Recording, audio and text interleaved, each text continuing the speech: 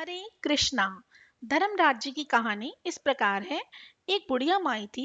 वह व्रत नियम बहुत रखती थी। एक दिन भगवान के घर से यमदूत लेने आई।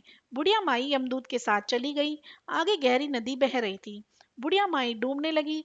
तब यमराज जी ने पूछा, माई गायदान की हुई है क्या?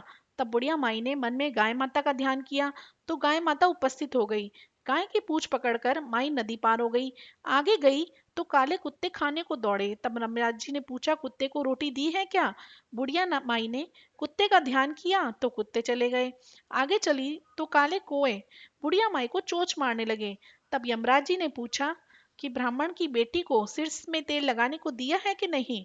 बुढ़िया माई ने ब्राह्मण की बेटी को याद किया तो कोए ने चोंच मारना बंद किया कर दिया। आगे गई तो पैरों में कांटे चुभने लगे। तब यमराज जी ने कहा, चप्पल दान की है क्या?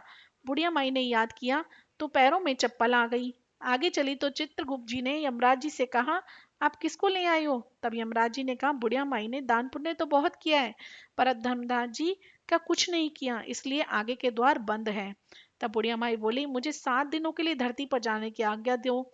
7 दिनों तक कहानी सुनकर उद्यापन करने के बाद वापस आऊंगी। बुढ़िया माई वापस धरती पर आ गई।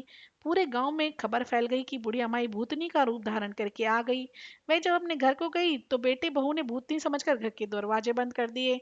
तब उसने अपने बेटे और बहू को कहा कि मैं भूतनी नहीं हूँ, तो मैं तो धर्मराज जी के कहने के अनुसार वापस आई हूँ। मैं नियमानुसार प्रत्येक दिन धर्मराज जी की कहानी सुनकर उद्यापन करके वापस परलोक चली जाऊंगी।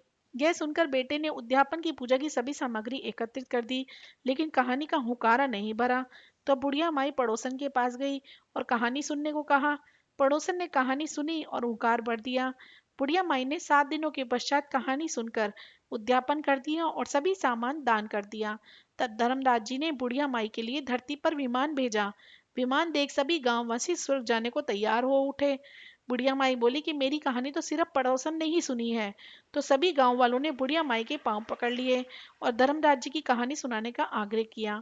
कहानी सुनाने के पश्चात सभी विमान में बैठकर स्वर्ग पहुंचे। तो धर्मराज जी ने कहा, मैंने तो सिर्फ बुढ़िया माई को लाने के लिए विमान भेजा था, पर यहाँ तो सभी गांववासी एकत्रित हो गए। तब बुढ़िया माई ने कहा कि मेरी कहानी इन सभी ने सुनी है, इसलिए आधा पुण्य इनको भी दो। तब धर्मराज जी ने सभी की गांव वासियों को स्वर्ग में भेज दिया। सो हे धर्मराज जी महाराज, जैसे बुढ़िया माई को स्वर्ग में वास दिया, वैसे सभी कहने सुनने हुकार भरने वालों को स्वर्ग में वास दो। बोलो धर्मराज जी यमराज जी की जय। कोई भूल चूक हो तो क्षमा करें।